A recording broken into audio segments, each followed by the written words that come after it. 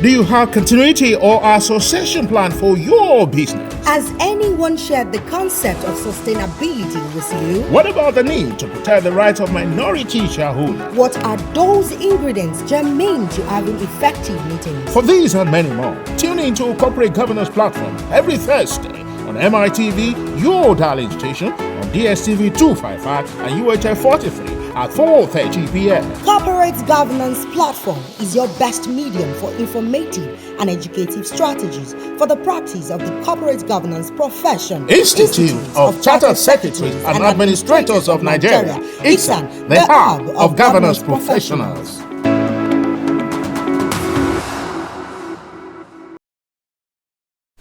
Hello and thanks for joining your favorite program on TV, Corporate Governance Platform.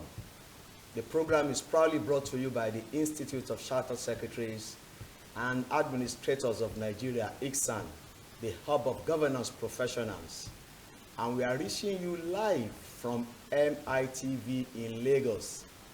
I am Dr. Tunde Odeyemi, and in today's program, we are going to be having conversation on the roles of regulators in corporate governance monitoring and enforcement. And of course, to lead in the conversation is a very distinguished lawyer and a member of the Institute of Chartered Secretaries and Administrators of Nigeria, Mr. TOYIN ADENUGBA, ACIS. Mr. ADENUGBA is a graduate of law from the University of Lagos. He holds a Master of Law degree from the University of Warwick, Coventry, United Kingdom in 2007. He attended the Lagos Business School Senior Management Program 80 course between 2001 and 2021 and 22, and was elected as the inaugural General Secretary of the Lagos Business School Senior Management Program 80 set. Mr. ADENUGBA practiced law in some of the finest Nigerian law firms such as ADEJUDICATION, Casting Martins and Agbo, now known as Denton ACAS Law, CG Shoeton and Company, and Alex Legal Practitioners and Arbitrators. TOYIN is a member of the Nigerian Bar Association, International Bar Association, and Society for Corporate Governance Nigeria.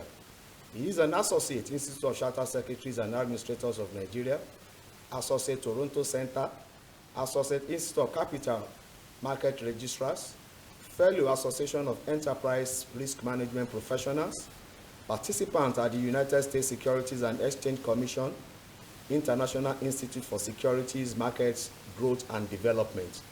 Also a participant at the International Organization for Securities Commission, trading seminars, and a resource person for Nigerian Exchange Group X Academic Training Initiatives. TOYIN is a member of the Governance Practitioners Committee of ICSAN and a member of Nigerian Bar Association Lagos Branch Committee on Continuing Legal Education. He was Warwick University Nigerian Alumni Association's inaugural General Secretary between 2011 to 2019 and is currently the head of Rules and Adjudication of the Nigerian Exchange Group. Mr. ADENUGBA, it's nice to have you on Corporate Governance Platform. Thank you, sir. And we are going to be discussing something that is very relevant, and I want to believe that our viewers will love to join in today's conversation. We are going to be discussing the roles of regulators in corporate governance, monitoring, and enforcement. And for our viewers to be part of the program, you only need to send a text message to make a comment or ask question. Send your text message to 080-2323-1287. I'll take that number again, 080-2323-1287. Please only text message for comments or question. Please no phone call. Yeah, Mr. ADENUGBA, I would like to kickstart this conversation by asking you, who are the regulators in the context of corporate governance in Nigeria? Thank you very much, Mr. Moderator. In the context of corporate governance in Nigeria, the Financial Reporting Council Act, as you know, established the Financial Reporting Council, and it placed an obligation on the Financial Reporting Council to establish standards of corporate governance in Nigeria, ways of monitoring corporate governance practices, and ensuring that they are enforced. And it does this in conjunction with sectoral regulators. Okay. They are very, we know them. You have the Central Bank of Nigeria, the Securities and Exchange Commission, the National Insurance Commission, NICOM, the National Pension Commission, the Nigerian Telecommunications Commission, NGX Exchange Group PLC, which used to be known as the Nigerian Stock Exchange, and of course the Corporate Affairs Commission. So these bodies are the regulators with regard to corporate governance monitoring in Nigeria. Okay, why is it that the issue of monitoring compliance is relevant in corporate governance? Monitoring compliance is very relevant because it helps you know which businesses have been behaving in an appropriate manner with regard to their obligations under good corporate governance. In this regard, if you remember the definition of corporate governance as provided by OECD, that's the Organization for Economic Cooperation and Development, they say that corporate governance is a whole set of relationships between a company's stakeholders, that is the management, the board, the shareholders, and so on and so forth. So how this is connected to the conversation is that we want to see that all those stakeholders, a company is maintaining its relationship with them in accordance with good corporate governance standards. And by the time you comply with these good corporate governance standards, you get the trust of your stakeholders. You avoid maybe fines and penalties. You are in a situation to attract better investment, and so on and so forth. So it's apt to say that compliance should be monitored, right? Yes, compliance should be monitored because it helps you identify those businesses that are complying with the rules and laws and regulations of the regulators in their sector, in their businesses, their industries. And then they let you know if, for example, you're a person who is trying to invest, or you're a person who is trying to do research, or you're trying to find information about best practices in that industry. They help you identify those businesses that are the best. It also helps businesses or companies to identify where they have problems and where they need to review and make corrections. Okay, earlier on you actually listed a lot of regulators, among which are the I want to be specific with Exchange Commission, the Nigerian Security and Exchange Commission, SEC, the Nigerian Exchange Group, Corporate Affairs Commission, and Financial Reporting Council. Now, what specific roles do they play in ensuring compliance with the governance code, regulations, and the laws that guides corporate governance? The role they play is to ensure that operators and practitioners within their industry, within their sectors, comply with the corporate governance code and the provisions enshrined in the corporate governance code. For example, if you look at the corporate governance code, for example, if you go through, you would find that it contains about 28 broad principles and about 200 and something practice areas or recommendations for you to follow. Now, these recommendations are there and they help you to improve your operations. For example, if you look at a business like the NGX, for example, regulates its market through NGX Regulation Limited. It's one of the sectoral regulators that will help to ensure that those provisions in the Code of Corporate Governance are properly monitored and are enforced. They help to make sure that companies, public companies, for example, the SEC is the apex regulator for public companies and also companies in the capital market. So they help to ensure that every company in the capital market, listed companies, public companies, stockbroking firms, all those companies that are licensed to operate in the capital market, all of them comply with the codes of corporate governance. When you look at CAC, for example, you see that every company that does business in Nigeria has to be incorporated at CAC. CAC too, CAC enforces the Companies and Allied Matters Act, which is CAMA. CAMA also contains certain provisions on corporate governance. When you have things like board meetings, AGMs, committee meetings, all those provisions in that regard. All of them are an offshoot. Corporate governance is an offshoot of those provisions in CAMA. So those are the responsibility of those companies, those bodies, I mean, with regard to corporate governance practice. Okay, let me now take it up on the issue of corporate governance code. Yes. The corporate governance code is voluntary. It's not mandatory. Now, of what use is monitoring compliance when it is voluntary and not mandatory? It is very important. And the reason is this. You find that companies view those corporate governance codes, as some of them who are very smart lawyers, practitioners would say, oh, this thing is not compulsory, don't look at it. But they forget that certain stakeholders will benchmark what they are doing, will benchmark what is happening in the best jurisdictions, in the best entities, with the best regulators, with the best regulations, with the best laws globally, with what is happening within your own system, within your company. So it is important, even if you say that they are not important, they are not compulsory. You would find that in the past, sectoral regulators, all of them had issued different codes for their own sectors and their own industries. And then you now had the NCCG code. But even after the NCCG code was issued, it was found that it will amount to a one-size-fits-all treatment for all the companies. For the Nigerian Code of Corporate Governance. Okay. If everybody were to, try to comply with that. Yes, compulsorily the way it is. That is why you now have the principle called apply and explain.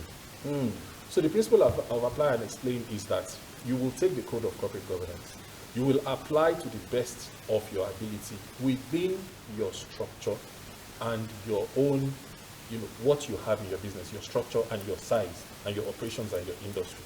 And then those things that you are not able to comply with, you will say the reason why you're not able to comply with it. For example, if they say that you're supposed to have so and so number of committee members, and you say, my whole capital is this, I have so and so number of committee members, they are qualified in these areas, they are able to do this is what they are able to do, they comply with this and that. So you've complied. And you're also explaining. So it gives some flexibility with regard to what you are doing. So what is important is that you don't believe that because they say it is not compulsory, then you ignore it. No. You will find that a number of one or two companies that have left the exchange still maintain those standards. Because even though they have left, even though they have not been monitored. Even though they are not being monitored. Okay. They still maintain those standards because they know that certain other stakeholders will continue to benchmark what is expected of them with those standards. Oh, wonderful, wonderful. So it helps you to imbibe in yourself good, badge, gold standards that anytime anybody meets with you, they know that yes, although this person is no longer a listed company, although this person is no longer a public company, he still maintains those standards that you'd expect to see in those companies. Okay, we know of the Nigerian Code of Corporate Governance 2018, which you have actually explained why it is necessary for it to be monitored, why compliance is important to be monitored. There are the sectoral codes. For instance, the CBN, you mentioned earlier, the PENCOM, the NICOM, they also have their own sectoral codes. Yes. Now, what role do the regulators in this area play to also ensure that compliance with governance code, regulations and law are being followed strictly? So, you would remember that at the outset I said that the Financial Reporting Council had an obligation to ensure that corporate governance codes are properly entrenched in businesses, in public and private sector. So this from their acts? Yes, from the Act, Financial Reporting Council. Acts. So on the basis of that Act, they had an obligation to draw up the NCCG 2018, the Nigerian Code of Corporate Governance.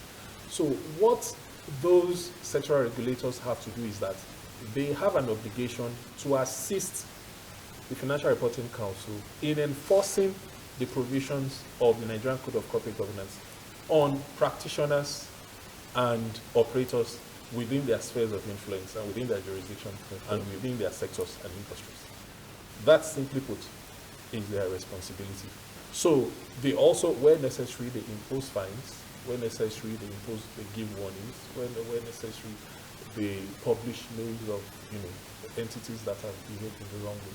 When necessary, they give directives that do this, we expect this from you, and so on and so forth. And then you would also remember that at the exchange, where you violate certain provisions of the law, certain rules that are important to your business, you will disclose those violations in your reports, the annual reports. All your stakeholders and shareholders will see those violations. So it now places an obligation on you to self-assess. So you will assess yourself by yourself. You will issue yourself a report card. This is where I'm doing well. This is where I need to improve. And then you will go back and improve on those. Let me take you up on that. Since they have the power to impose fines, and I know some of these regulators also impose fines as a means of generating income, revenue for themselves, right? Now, what are the measures that are in place to ensure that this power is not arbitrarily used on the entities? Very good. Now, as you're aware, what I'm saying is my view. Okay. I'm speaking for myself and not for anyone. Okay. So, but I'll try my best to respond in a good way that will help our stakeholders. Now, what happens is that for regulators and for sectoral regulators and for Financial Reporting Council and the rest of them, the CBN, the SEC, NICOM, PENCOM, you will find that the fines they impose are clearly indicated in their rules and in circulars and in documents that they issue.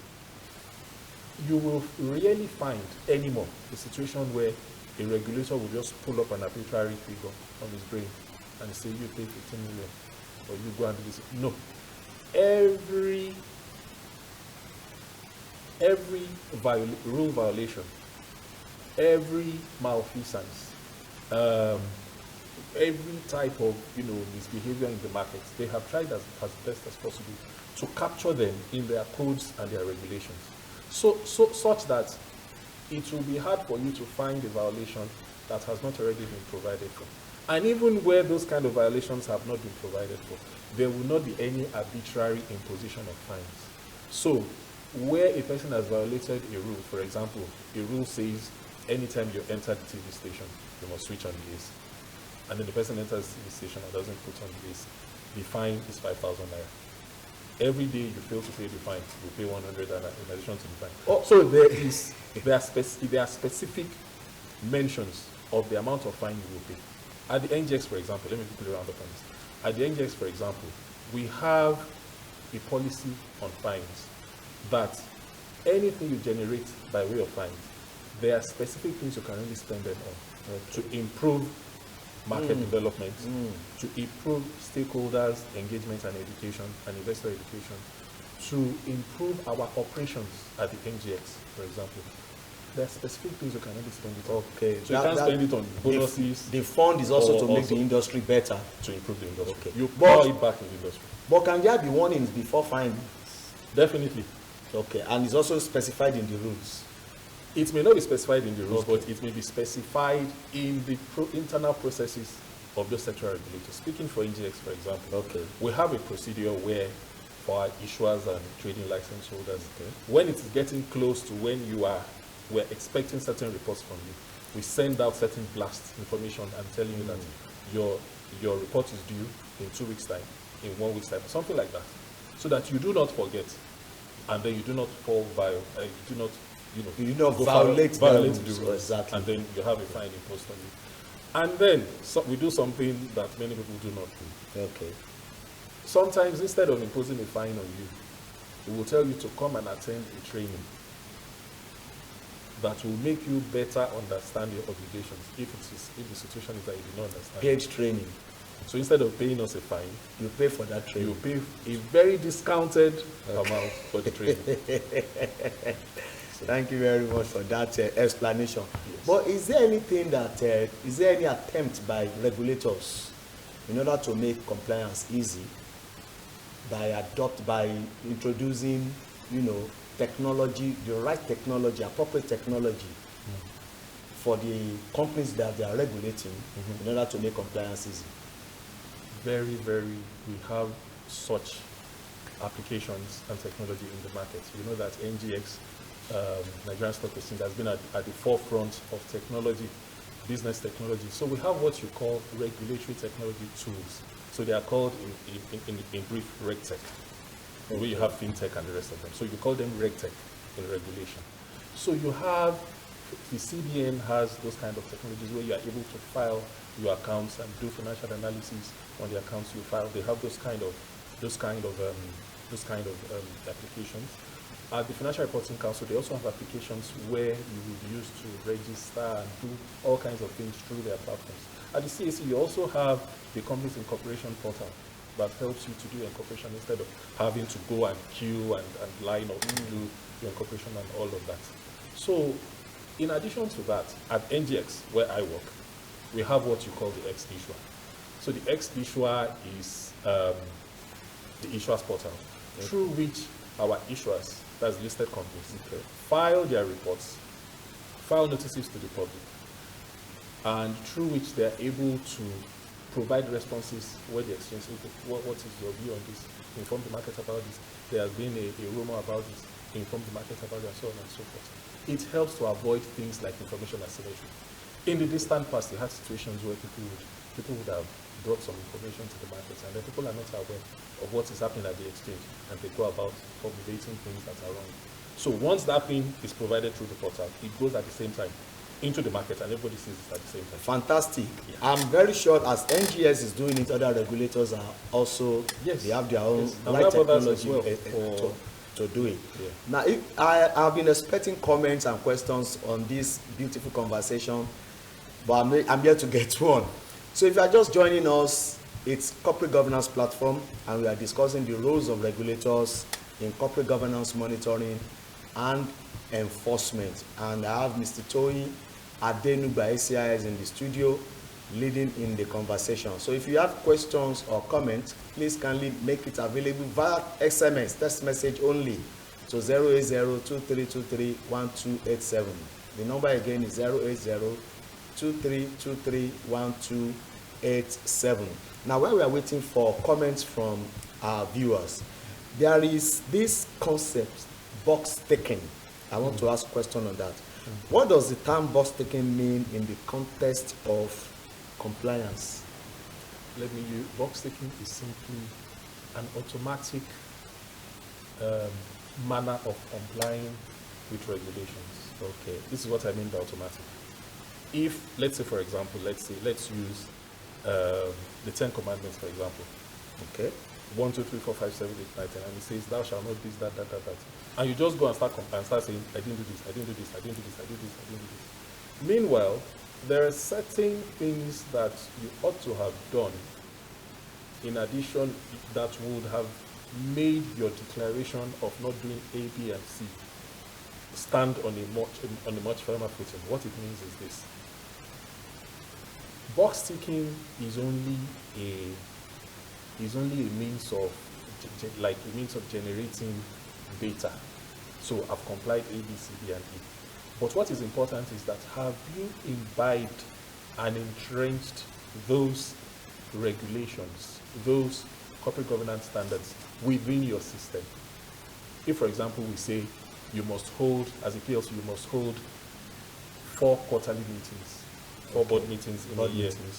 And then, under the law, your board can meet anywhere in the world.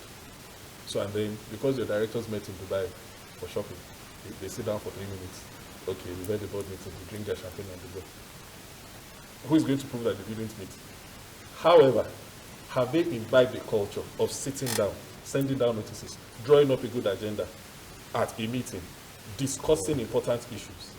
So when we say box ticking, it's just an automatic way of saying we have complied with things without imbibing. Is that why it is negative in corporate governance? It is negative because, like I mentioned earlier, you don't fully imbibe what you need to imbibe. Okay. So you now get, you have what you call principle-based approach to compliance and rules-based approach.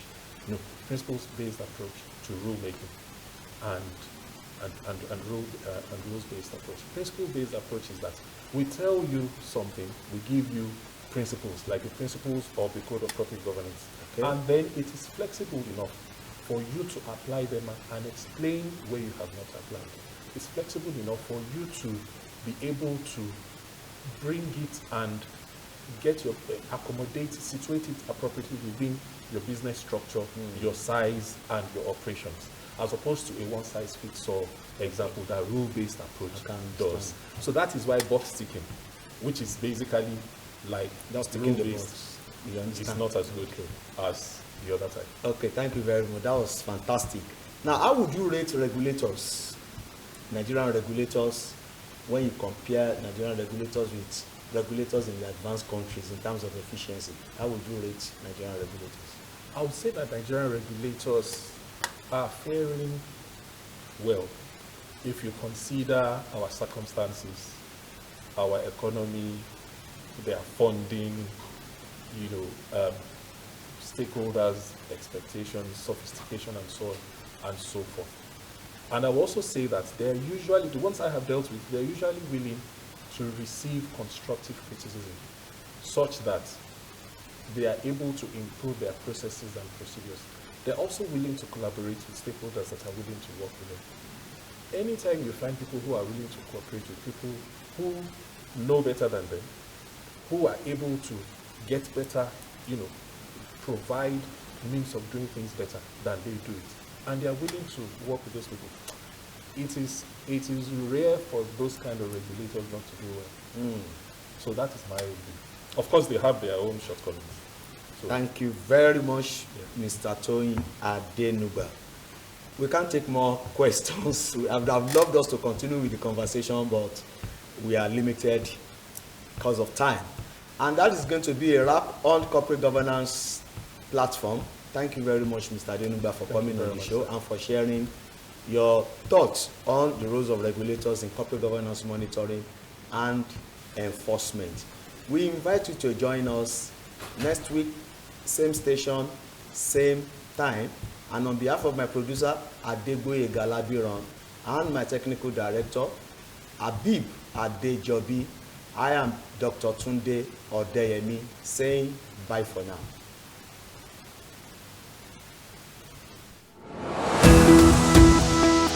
Do you have continuity or association plan for your business? Has anyone shared the concept of sustainability with you? What about the need to protect the rights of minority shareholders? What are those ingredients germane to having effective meetings? For these and many more, tune into Corporate Governance Platform every Thursday on MITV, your darling station, on DSTV 255 and UHF 43 at 4:30 p.m. Corporate Governance Platform is your best medium for informative and educative strategies for the practice of the corporate governance profession. Institute of Chartered Secretaries and Minority Shareholders. What Our association plan for your business. Has anyone shared the concept of sustainability with you? What about the need to protect the rights of minority shareholders? What are those ingredients germane to having effective meetings? For these and many more, tune into Corporate Governance Platform every Thursday on MITV, your darling station, on DSTV 255 and UHF 43 at 4:30 p.m. Corporate Governance Platform is your best medium for informative and educative strategies for the practice of the corporate governance profession. Institute of Chartered Secretaries and Administrators of Nigeria, ICSAN, the hub of governance professionals.